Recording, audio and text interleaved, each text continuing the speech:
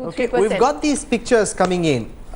If our producers can just cut to this, you know, you've got the entire, let me hold it up for you, Aam Aadmi Party top brass inside their campaign room. This is their war room. This is where their main office is, and all of them are on social media. They've got TV channels there. They're seeing live screening of a few channels, and most importantly, they're all tracking constantly in real time what's happening. This is a manifestation of a new generation, Nalini Singh. This is as real time gets. And this is a manifestation of a new kind of politics in India. No longer are you able to say that this was in the newspapers in the morning. It doesn't matter now what's in the newspapers in the morning.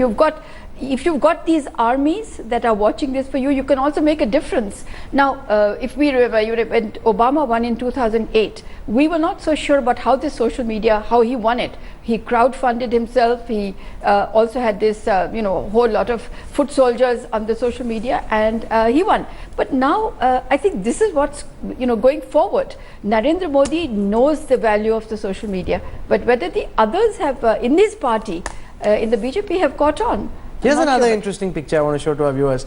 This is Sheila Dikshit. The caption, of course, is that, can you see it? Yeah, there you go. Sheila Dikshit, in the first picture, she sees a Bisleri bottle.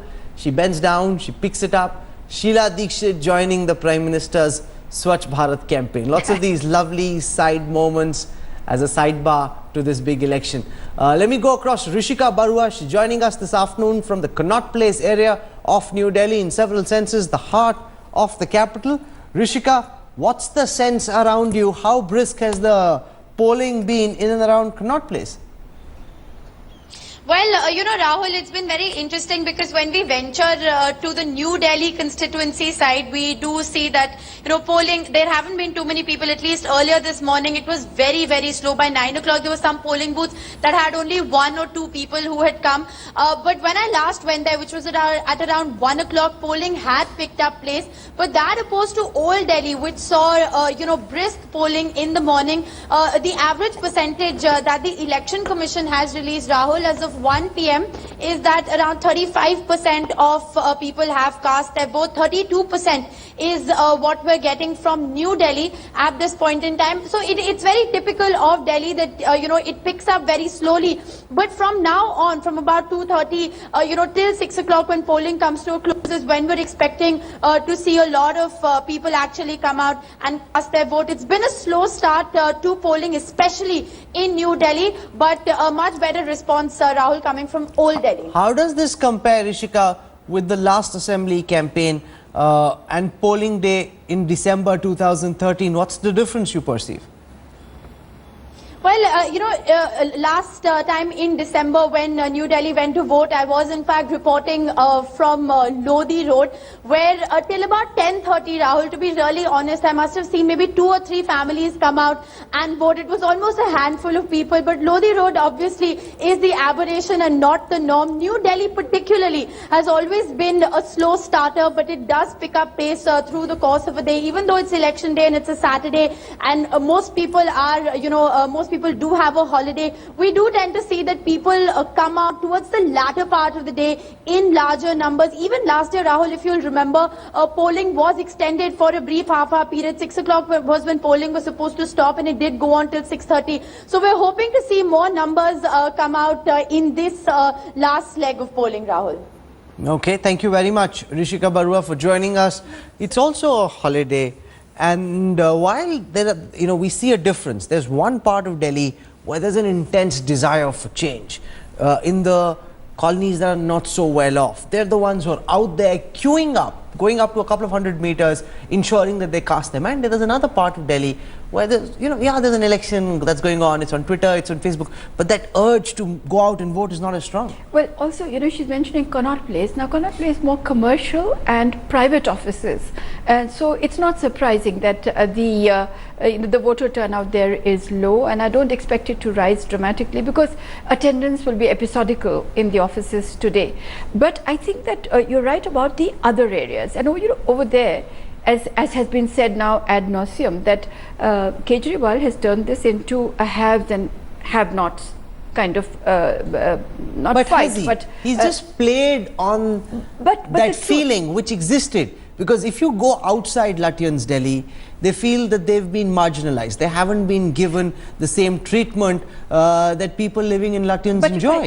And he's if- capitalizing on that. Yeah, but I would say when you say Lutyens, it's metaphorical, because there are other localities which are outside Lutyens but which enjoy more or less those privileges. What I would say, let's say the non-privileged Delhi, there there are those who hope that they will be alive tomorrow morning and their daughters would not have been picked up by somebody this night. There are those, the second category, those who want water and electricity at half rates. Then this third category, still in the non-privileged, who want to go from a malishwala, a masseur, to a physiotherapist. So you've got this cluster. If this one is the one which is voting heavily, if this one is the one that outnumbers from the other Delhi that come to vote, I think it's going to cross this, what you were saying the other day, the caste and the other compositions, mostly caste, and that kind of classificatory variable, which was a traditional variable. But what's your sense Here. of the impact that this verdict could have on national politics from here? Tremendous. You see it already today. We were mentioning earlier that the northeast of Delhi, the Purvanchalis, have voted in higher numbers. I don't know how they stack up now, but they're voting in higher numbers. Today in Bihar, you see this turmoil. You see whether Jitan Ram Manjhi is going to remain chief minister by 5 o'clock or 8 o'clock or whatever. This is a highly politicalized electorate that you have in Delhi now. Delhi does not consist now of the Baniyas and the Punjabis as it was earlier. It's got the Purvanchalis, it's got the Uttaranchalis. It's really a melting pot. It's got people from the south, from the west. So I would say that these people are already carrying back the message of Delhi to their own states. And to be specific, you will see changes in the way Bihar elections are approached in October 2015, One year. concern that people have, and one question that's on their mind is, has Arvind Kejriwal changed for real, or is this just a pre-election gimmick? If he were to win, will he be back to his old dharna ways? That is his USP. And I think that one of the times that the anchor pushed one of the spokespersons of the Aam Aadmi Party, perhaps it was you, saying that suppose Narendra Modi's government at the center does not do your bidding. We did that just the other day on Aaj Tak. On Aaj Tak, and I was present. Then this lady, Atishi, a spokesperson of the Aam Aadmi Party, said, then, as a last resort, we will sit on dharna. What can we do? So that already tells you what is coming. And, one should now see. That's why I asked and this there'll be a specific big question. clash, of course, if there is at all an Aam Aadmi Party government with the center. Will the BJP government, in spite, back off trying to help the Delhi government and say, you made these promises, now you figure out how you want to fulfill them? The BJP government is also very image conscious, so it's not going to antagonize in public, etc. How it operates, only it knows, but it does operate, and it's got some its own original and unique ways of operating. And really speaking, the power for assigning finances, for giving many permissions. It's only a half state. Yeah, for all of that, you have to depend on the center. You have to depend on the center. So you have to get on with the center. But Aam Aadmi Party would have tasted blood if they're going to form the government. So they're going to go to Punjab. They've got their eye on Punjab, where there's a coalition government of the NDA. They've got their eye on Haryana, where there's a BJP government. So they will, if they're knocking Congress out, and I hope the Congress is not fast asleep with a quilt on, understanding how they're getting undermined today by the Aam Aadmi Party. But if they shift their focus to Punjab and to Haryana, then they will play the game accordingly in Delhi.